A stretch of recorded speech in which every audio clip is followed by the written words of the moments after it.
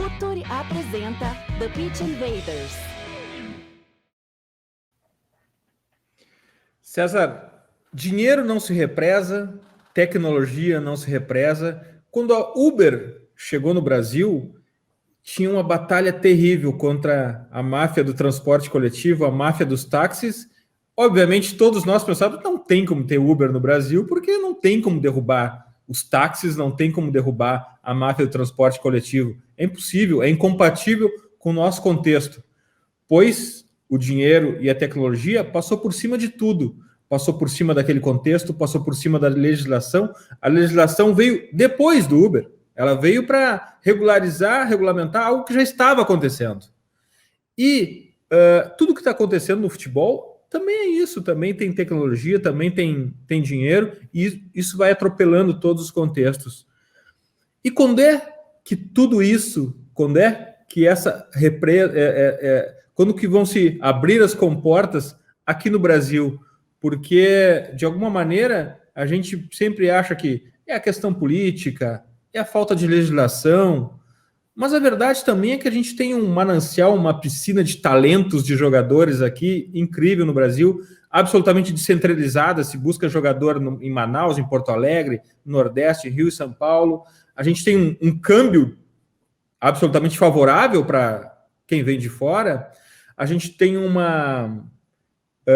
produto futebol, que é uma marca relevante ainda na indústria mundial do futebol. A gente tem um público consumidor de futebol também. Parece que tem coisas, mais ou menos, coisas contextuais, circunstanciais, que podem atrair dinheiro de fora. O Brasil está, não vou dizer pronto, mas o Brasil é alvo desse dinheiro externo, César? O Brasil chama atenção, mas eu acho que ele ainda está muito atrasado para receber o volume de dinheiro que tem disponível no mercado.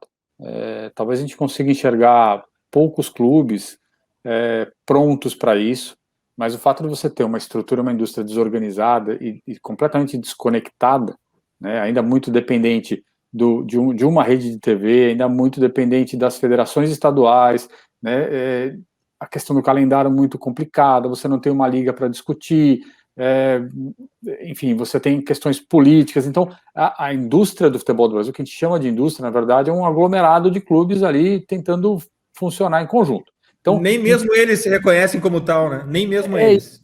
E esse é o grande problema.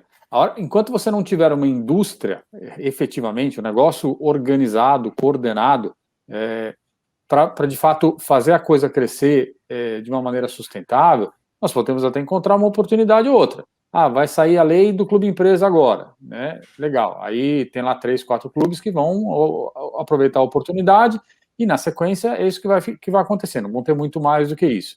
Discutir o CMP do mandante, mas sem uma liga para negociar em conjunto, ela é inócua, né? Ela vai gerar só mais diferenciação de receita. Você não consegue discutir calendário, você não consegue discutir nada. Então, o mundo, como a gente falou lá no começo, está cheio de dinheiro, tem muita liquidez, muita oportunidade, o câmbio ajuda, mas você vê que não teve nenhuma grande movimentação do ponto de vista financeiro, e não é só falta de legislação para investir em clube, é porque todo investidor, a grande maioria, olha o cenário e fala, mas que indústria? Onde eu estou colocando meu dinheiro? Qual é o upside que eu tenho? Como que eu vou conseguir fazer esse dinheiro valer mais lá no futuro? Então, o que acaba acontecendo é você vai ter oportunidades fora da indústria, assim, no entorno da indústria, na parte de negociação de audiovisual, na indústria de games e outras coisas no entorno, mas o coração da indústria do futebol, enquanto ele for totalmente desorganizado como ele vai ficar à margem, mesmo sendo um mercado que não tenho nenhuma dúvida que os investidores têm um olho muito grande, mas tem uma dificuldade muito grande em entender e enxergar valor nisso. Só para fazer uma reflexão sobre isso, eu também entendo que tem algo que dificulta tudo isso, são mesmo os clubes que estão se tornando empresa, até os que já são, porque afinal de contas é sim possível ter clube de empresa no Brasil, é não ter essa visão ainda, a visão de atrair investidores, porque de alguma maneira essa falta de indústria, essa falta de circunstâncias que atrairiam investidores, também tem um dinheiro que gosta disso, que é o dinheiro de Venture Capital. O Venture Capital, o Vale do Silício, era o Velho Oeste.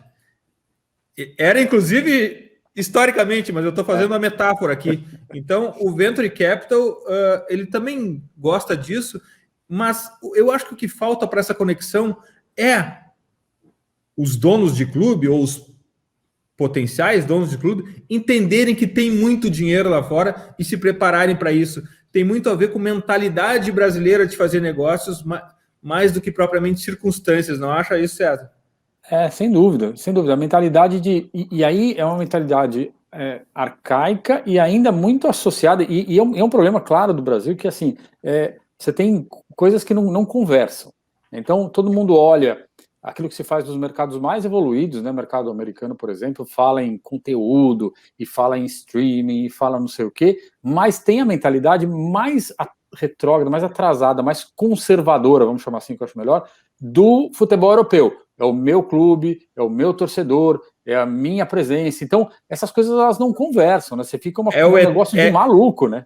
É o eterno próximo jogo, eu preciso ganhar o jogo domingo. Isso, eu preciso ganhar, porque assim, se eu não ganhar, é quarta e domingo, mas se a quarta for mal e o domingo pior, acabou. Então, o Brasil hoje recebe muito dinheiro de fora, numa série de outros setores que estão precisando de desenvolvimento, pega o setor de saneamento, as fintechs, setor de infraestrutura todo, recebendo muito dinheiro, recebendo muito investimento.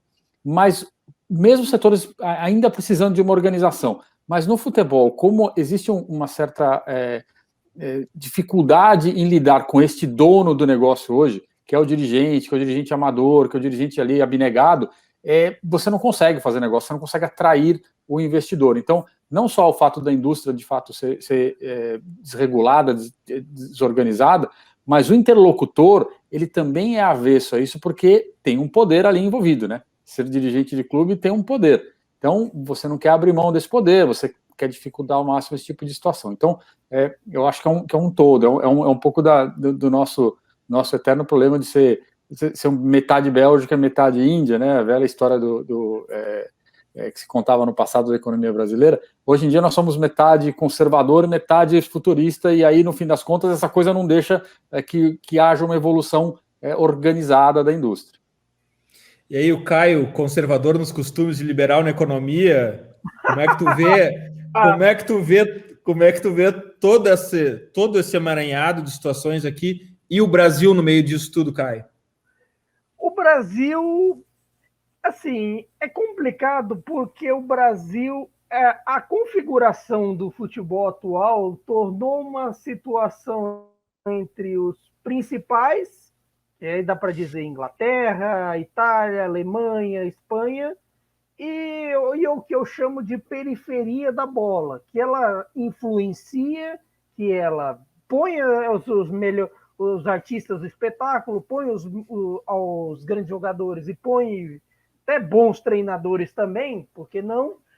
Mas que sozinhas não conseguem. Eu acho que o futuro do esporte é algo generalizado, algo de uma interdependência. Mas para essas de periferia, que aí eu cito Bélgica, Holanda, Argentina, o próprio Brasil, talvez Portugal nessa questão, eu acho que essas tendem a viver à margem das outras, das principais, por conta dos investimentos principais irem para essas ligas. Fatalmente, para um investidor externo, acho que acaba sendo melhor você investir, nem que seja um clube de parte de baixo de tabela da primeira divisão, de uma Premier League, ou mesmo um clube da Championship inglesa, da Série B italiana e por aí vai, ou até casos como o Granada, que o clube veio da segunda com investidor chinês, do que investir dentro da América do Sul, por exemplo.